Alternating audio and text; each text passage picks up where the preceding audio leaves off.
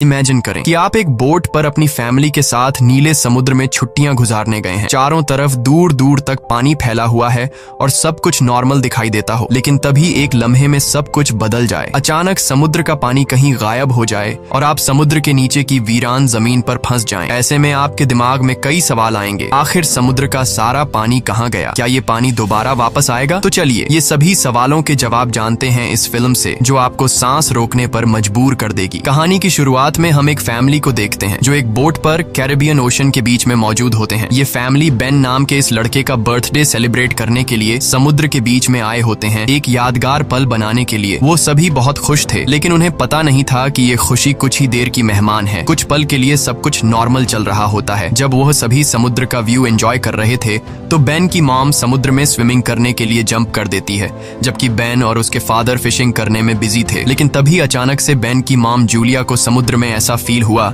जैसे कोई बड़ी सी चीज उसके आसपास चक्कर लगा रही हो। जब वह यहाँ वहां देखती है तो उसे कुछ भी नहीं दिखाई देता, लेकिन तभी अचानक से कोई उसे समुद्र के नीचे खींच लेता है और साथ ही उनके बोट पर जो इक्विपमेंट्स हैं वह तेजी से यहाँ वहां डायरेक्शन चेंज करने लग जाते हैं, जैसे कुछ बड़ा हो रहा हो। बेन और टॉम इस बदलते हालात को अच्छी तरह समझ नहीं पाते क्योंकि वह फिशिंग करने में बिजी होते हैं। वही जूलिया देखती है कि वह अपने बोट से कुछ ही सेकंड्स में काफी दूर आ गई है और वह डूब रही है। वह खुद को बचाते हुए टॉम को जोर जोर से आवाजें देने लगती है, लेकिन जूलिया बोट से काफी दूर होने की वजह से उस पर किसी का भी ध्यान नहीं जाता और यहाँ पर जूलिया को फील होता है कि समुद्र का पानी तेजी से पीछे की तरफ जा रहा है। जूलिया अपनी बेटी कैसी को आवाज देने लगती है, लेकिन कैसी हेडफोन लगाकर सनलाइट एंजॉय कर रही होती है। बेन, कैसी और टॉम को बिल्कुल भी नहीं पता होता कि जूलिया स्विमिंग करने समुद्र में उतरी है। जूलिया धीरे धीरे उनसे और दूर होती जा रही थी, लेकिन तभी खुशकिस्मती से टॉम को हल्की सी जूलिया की आवाज सुनाई देती है। वह जूलिया को देख लेता है और टॉम उसे बचाने के लिए फौरन पानी में जंप कर देता है। दूसरी तरफ बेन बोट का इंजन स्टार्ट करके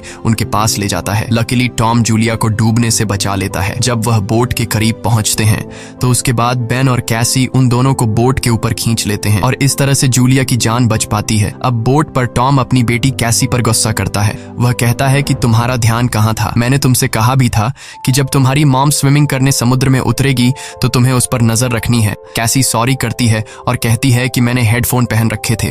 खैर, अब जूलिया सेफ थी। टॉम कहता है कि अब कोई भी बिना बताए स्विमिंग करने नहीं जाएगा और अगर कोई जाएगा भी तो पहले किसी न किसी को इन्फॉर्म करेगा। वो सभी टॉम की बात पर अग्री हो जाते हैं और अब रात होने वाली होती है, इसीलिए वह सब बेन की बर्थडे सेलिब्रेट करने के लिए तैयारी करने लगते हैं। रात को बर्थडे सेलिब्रेट करने के बाद कैसी के बॉयफ्रेंड का वीडियो कॉल आ जाता है। कैसी उसे बताती है कि वो सभी बोट में काफी एंजॉय कर रहे हैं, लेकिन उसका बॉयफ्रेंड कैसी से कहता है कि तुम सभी को जल्दी से सरफेस पर आना चाहिए। यहाँ टीवी में बता रहे हैं कि कुछ बहुत ही बड़ा होने वाला है जो पूरी दुनिया के लिए बहुत ही अनयूजुअल होगा।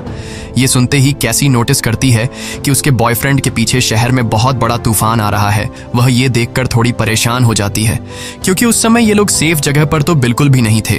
वह उससे और भी बातें करने लगती है कि तभी अचानक इन दोनों का कनेक्शन कट जाता है। ये बात वह जाकर अपनी मॉम डैड को बताती है, जिसके बाद ये लोग अपनी बोट की सेफ्टी चेक करने लगते हैं। जो चेक करते हुए ये लोग नोटिस करते हैं कि उनके बोट के आसपास बहुत सारी वेल और शार्क फिश मंडरा रही हैं, जबकि इस एरिया में वेल्स या फिर शार्क मछली बिल्कुल भी नहीं पाई जाती है। टॉम एक ओशन एक्सप्लोरर था, इसीलिए वह जानता था कि वेल या शार्क ऐसा किसी बड़े भयानक तूफान के आने से पहले ही करती हैं। आने वाले भयानक तूफान का अंदाजा तो हो ही चुका था, लेकिन उससे पहले उन्हें शार्क से निपटना था। उससे पहले कि वह कुछ कर पाते तभी इस दौरान उनकी बोट को एक जोरदार झटका लगता है। वह सभी बहुत घबरा जाते हैं। टॉम समझ जाता है कि बोट के निचले हिस्से के साथ कोई बड़ा क्रीचर टकरा गया है, जिसे चेक करने के लिए टॉम नीचे पानी में जाता है। वह देखता है कि बोट के नीचे बहुत बड़ा डेंट आ चुका है, जो कि जरूर किसी बड़ी शार्क ने दिया था। ये चेक करने के बाद जब टॉम वापस ऊपर आता है तो उसके कंधे पर बहुत ही गहरा चोट आया होता है। ये देखकर जूली उसके जख्मों पर स्टिचेस लगाती है। यहाँ पर टॉम अपनी फैमिली को बताता है कि शार्क के दिए इस डेंट की वजह से इंजन खराब हो गया है, अब हम बोट को आगे नहीं ले जा पाएंगे। वह सभी समुद्र के बीचों बीच फंस चुके हैं और अब उनके पास सिर्फ यही ऑप्शन रह गया था कि यह किसी को मदद के लिए बुलाए। लेकिन केसी जब बाहर मदद के लिए कॉल करने के लिए आई तो सिग्नल भी नहीं थे। उनकी बोट का कम्युनिकेशन कोई भी सिग्नल पकड़ नहीं रहा था। वह सभी बहुत परेशान थे कि अचानक से यह सब कुछ बंद क्यों पड़ गए। अब इस मुश्किल वक्त में टॉम अपने खाने पीने का सामान चेक करता है। उनके पास सिर्फ 4 दिन तक का खाना था और कुछ भी नहीं, लेकिन जिंदा रहने की एक छोटी सी उम्मीद उन्हें इस बात की थी कि यह लोग एक शिपिंग रूट पर थे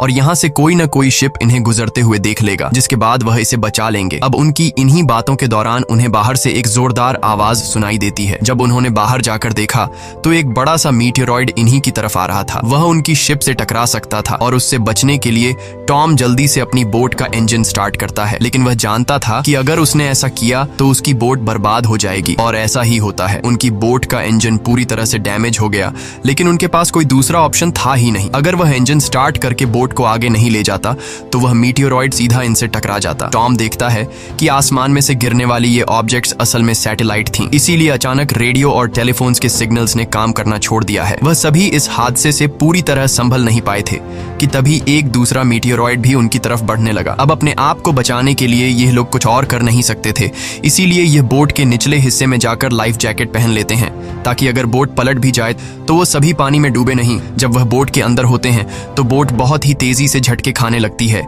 वह सभी समझ जाते हैं कि अब यह लोग बच नहीं पाएंगे। तभी अचानक इन लोगों को एक जोरदार आवाज सुनाई दी और यह सभी बेहोश हो जाते हैं। जब इन्हें होश आया तो ये लोग पाते हैं कि ये लोग जिंदा थे। हालांकि इन्हें चोटें जरूर आई थीं, मगर हैरानी की बात यह थी कि अब उनकी बोट के अंदर कहीं छोटी बड़ी सुराखें हो चुकी थीं, लेकिन उससे पानी अंदर नहीं आ रहा था। अब जब यह पूरी फैमिली अपने बोट से बाहर आकर देखती है तो यह नज़ारा देखकर वह सभी हैरान रह जाते हैं। वह देखते हैं कि उनकी बोट के नीचे पानी ही नहीं, उनकी बोट के आसपास जमीन पर मछलियां पड़ी थीं और उनकी बोट एक वीरान पहाड़ी इलाके में थी, जैसे यह लोग किसी दूसरी दुनिया में आ गए हों।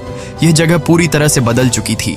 जहां कल रात तक पानी था, वह जगह अब ऊंचे ऊंचे पहाड़ों और गड्ढों की तरह दिख रही थी। वह सभी जल्दी यह बात रियलाइज कर लेते हैं कि वह किसी डिजर्ट में नहीं, बल्कि वह अभी भी समुद्र के बीचों बीच है। बस समुद्र का सारा पानी यहाँ से किसी दूसरी जगह शिफ्ट हो गया है। अब टॉम जल्दी से अपना कंपास निकालता है और डायरेक्शन देखने लगता है, और वह समझ जाता है कि यह जरूर धरती के साथ कुछ गड़बड़ हुई है। धरती के पोल चेंज हो गए हैं। नॉर्थ पोल की जगह साउथ पोल आ गया था, जो कि साउथ पोल की जगह नॉर्थ चला गया था, और इसीलिए जहां पर पहले जमीन पर लोग बसते थे, समुद्र का सारा पानी वहां पर चला गया है और अब समुद्र की जगह जमीन बन चुकी थी। इस चीज का पता लगने के बाद यह सब लोग हैरान रह गए। एक और भयानक बात टॉम ने उन्हें यह बताई कि इस सब के बीच जो इंसान जिंदा जमीन पर थे वह सभी मारे गए होंगे। केसी को यह बात बहुत ज्यादा तकलीफ देती है। वह अपने आप को कैबिन में बंद कर लेती है, क्योंकि उसे पता चल चुका था कि उसका बॉयफ्रेंड अब इस दुनिया में नहीं रहा। लेकिन अब एक और बात थी जो कुछ ही देर बाद उन्हें पता चलने वाली थी, और वह बात सुनकर उनके होश उड़ने वाले थे। खैर, अब जूली यहाँ पर बचे हुए खाने को इकट्ठा करने लगती है और बेन अपने बर्थडे के सारे बलून हवा में उड़ाता है ताकि अगर कोई जिंदा हो तो वो उनके पास आ जाए और वो सब मिलकर इस सिचुएशन का सामना करें। उसके बाद टॉम रेडियो के जरिए किसी से कांटेक्ट करने की कोशिश करता है। उम्मीद तो उसे ये थी कि सामने से कोई रिस्पॉन्स नहीं आएगा, लेकिन सरप्राइजिंगली उसे रिस्पॉन्स मिलता है। ये रिस्पॉन्स उसे एक कैप्टन ने दिया था जिसका नाम नाटो है, और वो भी समुद्र के शिफ्ट होने की कहानी जानता था, क्योंकि वह भी टॉम की फैमिली की तरह अपनी सबमरीन में था। टॉम कैप्टन से पूछता है कि अब इस सिचुएशन में हमें क्या करना चाहिए। यहाँ कैप्टन इन सभी को वह बात बताता है जिससे उनके पैरों तले जमीन खिसक जाती है। कैप्टन टॉम को बताते हैं कि अर्थ के जो पोल चेंज हुए हैं वे लगभग एक हफ्ते में फिर से अपनी जगह वापस आ जाएंगे, यानी एक हफ्ते बाद समुद्र वापस अपनी जगह पर आएगा और उस समय उसकी लहरें बहुत खतरनाक होंगी। इसलिए कैप्टन टॉम से कहता है, मैं तो सबमरीन के जरिए सर्वाइव कर लूंगा, मगर तुम जल्दी से जल्दी अपने लिए कोई ऊंची सी जगह देखो और वहां चले जाओ, क्योंकि वहां पर तुम्हारे बचने के चांसेस ज्यादा होंगे। ये बात सुनते ही जूली फौरन अपने बच्चों से पैकिंग करने के लिए कहती है। टॉम कैप्टन से कहता है कि आपकी सबमरीन के अंदर भी बचने के चांसेस ज्यादा हैं, तो क्या आप मेरे फैमिली को रख लेंगे? कैप्टन कहता है कि जरूर भाई, मैं ऐसा करना तो चाहता हूँ, लेकिन मैं कर नहीं सकता, क्योंकि मेरी सबमरीन के अंदर मेरा एक साथी मारा गया है और यहाँ पर सिर्फ 2 लोगों की ही जगह है। मैं एक आदमी को तो रख सकता हूँ, लेकिन फिर भी एक बाहर ही रहेगा। और यहाँ पर टॉम कैप्टन से रिक्वेस्ट करता है कि प्लीज आप मेरे दोनों बच्चों को किसी तरह से रख लें, इसके बदले में आपको हमारे पास बचा सारा खाना दे दूंगा। जिसके बाद कैप्टन उसकी बात मान लेता है और कैप्टन टॉम को मैन्युअली मैप पर अपना लोकेशन समझा देता है। उसके बाद टॉम उस सबमरीन की लोकेशन का अंदाजा लगाता है और वो अपनी वाइफ को बताता है कि हम सिर्फ 2 दिन में वहां तक पहुंच जाएंगे, यानी ये समुद्र का पानी वापस आने से पहले हम अपने बच्चों को सही सलामत वहां तक पहुंचा सकते हैं और इस तरह से हमारे दोनों बच्चों की जान बच सकती है। अगली सुबह ये पूरी फैमिली अपने सफर के लिए तैयार थी, तो टॉम देखता है कि दूर से एक अजीब सा आदमी अपने डॉग के साथ उनकी तरफ चला आ रहा है। टॉम देखता है कि वह आदमी घायल है, इसलिए टॉम ने उसकी मदद करनी चाहिए। वो पानी की बोतल लेकर उसके पास जाता है। इस आदमी ने टॉम का पानी पीने के बाद उसका शुक्रिया अदा करने के बजाय उल्टा उस पर अटैक कर लेता है और ये चीज दूर खड़ी जूली भी देख लेती है। तो आदमी अपने पास पड़े हुए चाकू से टॉम पर हमला करके उसकी जान ले लेता है। उसके बाद वो आदमी जूली की तरफ बढ़ता जाता है। अब अपने हस्बैंड को तो वो नहीं बचा पाई, लेकिन जल्दी से वो बोट के अंदर जाती है और कैबिन में अपने दोनों बच्चों को लॉक कर देती है। उसके बाद वो केसी को एक फ्लेयर गन देती है और कहती है कि इसका यूज तब करना जब हम बहुत ही मुश्किल हालत में हों। अब ये बात कर ही रहे थे कि वह आदमी उनकी बोट तक भी पहुंच जाता है और उससे बचने के लिए जूली बाथरूम के अंदर चली जाती है। अब यहाँ पर वो किलर उनकी बोट पर सर्च करना शुरू कर देता है और जैसे ही उसे यहाँ खाना मिलता है वह खाना शुरू कर देता है। वह खाने पर ऐसा टूट पड़ता है जैसे वह पिछले कई दिन से भूखा हो। खाना खाने के बाद जब वह जूली को ढूंढने लगता है, उसके बाद वह सीधा कैबिन की तरफ जाता है, लेकिन वहां जाकर उसे पता चलता है कि जहां से आवाज आ रही थी वहां कोई भी नहीं है। दरअसल जूली बोट में हुए छेद से निकलकर यहां से बाहर निकल चुकी थी, लेकिन उस आदमी का जो डॉग होता है वह जूली को देख लेता है और जूली पर भौंकने लग जाता है। अब मजबूरी में जूली को उस डॉग को चुप कराने के लिए उसे मारना पड़ता है और वह खुद बोट के नीचे छुप जाती है। हालांकि वैसे तो वह उस किलर को नहीं मिल पाती, लेकिन जब वह बाहर झांक कर अपने डॉग को मरा देखता है तो वह समझ जाता है कि जूली बोट से बाहर है। अब जैसे ही वह उसे पकड़ने के लिए बोट से नीचे उतरा तो जूली वापस बोट के ऊपर जाकर एक टूटे हुए शीशे को अपना रास्ता बनाते हुए फिर से बोट के अंदर आ जाती है। लेकिन थोड़ी देर में यहाँ पर जूली उस आदमी के हाथों पकड़ी जाती है। वह उसे उसके बालों से पकड़ के उसे मारने लग जाता है। वह जूली का गला दबाने लगता है। अब वह किसी तरह से खुद को बचाने के लिए उस किलर से लड़ने लगती है। कैसी जो ये सब केबिन से देख रही थी, उसे याद आता है कि ये फ्लेयर गन यूज करने का अच्छा मौका है। वो फ्लेयर गन चला देती है जिससे आदमी दूर जा गिरता है, लेकिन उसे ज्यादा कुछ नहीं होता, बस उन्हें भागने का मौका मिल जाता है और बोट में आग भी लग जाती है। अब जूली जल्दी से अपने दोनों बच्चों को बचाने के लिए उस बोट से बाहर निकल जाती है। बोट से निकलते वक्त वो किलर एक बार फिर से जूली पर हमला करता है, लेकिन इस बार जूली उसे लात मारते हुए पीछे गिरा देती है। बाहर जाने के बाद कैसी और बेन अपने फादर की डेड बॉडी को देखकर रोने लगते हैं। उन्होंने इस सब की बिल्कुल उम्मीद नहीं की थी। बेन अपने पिता की मौत का खुद को जिम्मेदार ठहराता है। वो कहता है कि न मैं वो बलून ऊपर छोड़ता और न ही आदमी उन्हें देखकर यहाँ आता। अब यहाँ पर जूली भी अपने हस्बैंड से लिपट कर रो रही थी कि तभी वो देखती है कि वो किलर उनकी जलती हुई बोट से बाहर निकल आता है और अब उनके लिए यहाँ पर रुकना सेफ नहीं था। इसीलिए वो अपने दोनों बच्चों को लेकर यहाँ से भागती है। कुछ ही देर बाद उनकी जलती हुई बोट ब्लास्ट हो जाती है। भागते भागते ये लोग काफी थक चुके थे, इसलिए ये एक पहाड़ी के पीछे आराम करने के लिए रुक जाते हैं, क्योंकि उन्हें लग रहा था कि शायद इस किलर ने यहाँ उनका पीछा छोड़ दिया है। बेन यहाँ पर भी रो रहा था। कैसी उसे हौसला देते हुए पीने के लिए साफ पानी देती है, लेकिन बेन पानी पीने से भी इनकार कर देता है। जूली अपने बेटे को समझाती है कि इसमें तुम्हारी कोई गलती नहीं, वो तो तुमने मदद के लिए बलून हवा में उछाले थे। तभी जूली ने देखा कि वो किलर अभी भी उनके पीछे आ रहा है। अब तीनों जल्दी से किलर से बचने के लिए भागना शुरू कर देते हैं। भागते भागते ये लोग बहुत थक चुके थे, लेकिन जब भी ये पीछे मुड़कर देखते हैं तो वो किलर उनके पीछे ही आ रहा होता था। अब ये लोग रुकते नहीं, लगातार भागते रहते हैं और एक ऐसी जगह पहुंच जाते हैं जहां पर जहरीला पानी मौजूद था। यहाँ से जाते वक्त उन्हें कुछ भी हो सकता था, लेकिन जूली अपने बच्चों को यहीं से गुजरने का हुक्म देती है। जहरीले एसिड से गुजरने के बाद उनकी हालत काफी खराब हो गई थी और जूली को एहसास हुआ कि बेन डिहाइड्रेट हो चुका है। उनके पास पानी की कुछ आखिरी बूंदें थीं जो उन्होंने बेन को दी, लेकिन इतने थोड़े पानी से उसकी प्यास नहीं बुझी। अब यहाँ पर कैसी हिम्मत हार चुकी थी। वो कहती है हम सब जिस तरफ बढ़ रहे हैं शायद वहाँ पर सबमरीन होगी भी या नहीं, लेकिन जूली उसे डांटती है कि चुप करो और जो मैं कह रही हूँ वैसा ही करो। हम लोग आगे बढ़ेंगे और मुझे पता है कि मैं तुम्हें बचा लूंगी। जूली के कहने पर वो लोग फिर से चलना शुरू करते हैं और आगे बढ़ने पर उन्हें एक प्लेन दिखाई देता है जो सालों पहले तबाह होकर समुद्र में गिर गया होगा। ये लोग प्लेन के अंदर छिप जाते हैं और जूली एक आखिरी बार अपनी फैमिली फोटो देखती है जो उन्होंने कल रात ली थी। उस फोटो को देखकर सभी लोग टॉम को याद करते हैं। इन तीनों को यकीन नहीं हो रहा था कि एक ही दिन में उनके साथ क्या से क्या नहीं हुआ। अब रात काफी हो चुकी थी और ये लोग थक भी चुके थे। कैसी और बेन सो चुके थे। तभी किसी की आवाज से केसी की आंख खुल जाती है। वो बाहर देखने आती है तो देखती है कि वही किलर उनके पीछे आ रहा है। अब इन तीनों को इस किलर से हर हाल में जान छुड़ानी थी, इसीलिए कैसी उसी जगह पर बैठकर सोने का नाटक करती है। किलर समझता है कि वो सो रही है और जैसे ही वो अटैक करने आता है जूली मौका पाकर पीछे से वार करती है। इस बार जूली बहुत गुस्से में थी। वो उस पर इतने हमले करती है कि उसकी जान ले लेती है। आखिरकार उनका ये खतरा टल जाता है और जूली सुकून की नींद सो जाती है। सुबह जब वो उठते हैं तो देखते हैं कि किलर की बॉडी बहुत बुरी हालत में है। किसी क्रीचर ने उसे काट काट कर अंदर से खोखला कर दिया था, जिससे उन्हें अंदाजा हो गया कि यहाँ आस पास खतरनाक जीव है। अब उन्हें जल्दी से वहां पहुंचना था जहां कैप्टन की सबमरीन थी। जूली अपना मैप देख रही थी। दूसरी तरफ बेन पानी की तलाश में भटक रहा था। आगे जाकर वो पानी देखता है और बिना सोचे समझे पीने लगता है। जूली ने मना किया था क्योंकि वो तालाब जहरीला था, लेकिन बेन इतना प्यासा था कि उसने जूली की बात न मानी। जूली उसे देखती है और दौड़कर पानी पीने से रोक लेती है, लेकिन तब तक वो काफी पानी पी चुका था। थोड़ी देर बाद बेन बीमार हो गया और चलने की हालत में नहीं था, इसीलिए जूली और केसी वहां पर एक शेल्टर बनाते हैं और कुछ देर आराम करते हैं। तभी जूली को अजीब आवाजें सुनाई देती हैं। जब वो बाहर जाकर देखती है तो उसे पता चलता है कि ढेर सारे क्रैब्स उनकी तरफ बढ़ रहे हैं, जिनसे बचने के लिए उन्होंने भागना शुरू किया। थोड़ा आगे चलने के बाद कुछ दूरी पर उन्हें एक बहुत बड़ी शिप नजर आई। ये एक कार्गो शिप थी जिसके अंदर बहुत सारे कंटेनर्स भी थे। इन कंटेनर में ही बहुत सारे लोगों ने पनाह ली हुई थी। इन तीनों को देखते ही वो सभी कंटेनर में जाकर छुप गए। दरअसल वो इन तीनों से नहीं भागे, बल्कि उनके पीछे केकड़े आ रहे थे। ये तीनों कंटेनर के पास जाकर गिड़गिड़ाने लगते हैं और दरवाजा खोलने की रिक्वेस्ट करते हैं, लेकिन वो उनके लिए दरवाजा नहीं खोलते। दूसरी तरफ केकड़ों की एक बहुत ही बड़ी सेना उनके पीछे थी, इसीलिए अब उनको खुद कुछ करना होगा। उनके पास कोई और रास्ता तो था नहीं, इसलिए जूलियन और उसके दोनों बच्चे कंटेनर के ऊपर चढ़ने का फैसला कर लेते हैं। जूलियन पहले अपने दोनों बच्चों को कंटेनर के ऊपर चढ़ाती है। अब जूलियन जैसे ऊपर चढ़ती है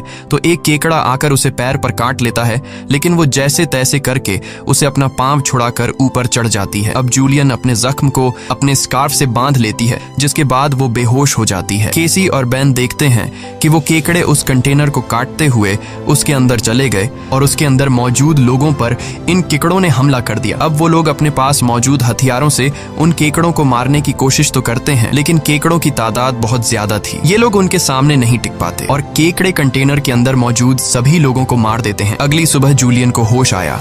उसने देखा कि उसके दोनों बच्चे यहाँ नहीं हैं। वो बुरी तरह से डर गई कि कहीं मेरे बच्चों को कुछ हो नहीं गया हो, लेकिन तभी दूर से उसे केसी और बेन आते हुए दिखाई दिए, जो असल में खाने पीने और हथियार की तलाश में गए हुए थे। खैर, अब यहाँ पर वो केकड़े भी नहीं थे। अब जूलियन अपने केकड़े के कांटे जख्म को ठीक करती है, जबकि बेन कंटेनर के अंदर मरे हुए लोगों के वेपन्स कलेक्ट कर लेता है ताकि उससे खुद की सेफ्टी के लिए यूज कर सकें, और वहां उन्हें थोड़ा बहुत खाना भी मिल जाता है। खैर, इसके बाद जूलियन कैप्टन से कांटेक्ट करती है, जिस पर वो बताता है कि मेरे ऊपर भी इसी क्रीचर्स ने अटैक कर दिया है और अब मैं बहुत ज्यादा जख्मी हूँ, मैं तुम्हारी मदद नहीं कर सकता। और साथ ही वो जूलियन को ये भी बताता है कि अब समंदर का पानी बहुत जल्द वापस फिर से अपनी जगह पर आने वाला है, इसीलिए तो ये सी क्रीचर फिर से यहाँ वापस आ गए हैं। जूलियन रोने लग जाती है क्योंकि इन लोगों को ये भी नहीं पता था कि सबमरीन तक जाने के लिए उन्हें कौन सी डायरेक्शन में जाना है, क्योंकि सारी रात भाग दौड़ में उनका मैप भी कहीं गिर गया था। इसलिए कैप्टन उनकी आसानी के लिए अपनी फ्लेयर गन से हवा में फायर करता है और बेन उसे देख लेता है, मगर वो जगह उनसे बहुत दूर थी। ये लोग तेजी से सबमरीन की तरफ बढ़ने लगते हैं, लेकिन अभी तक वहां तक पहुंचना नामुमकिन लगने लगा,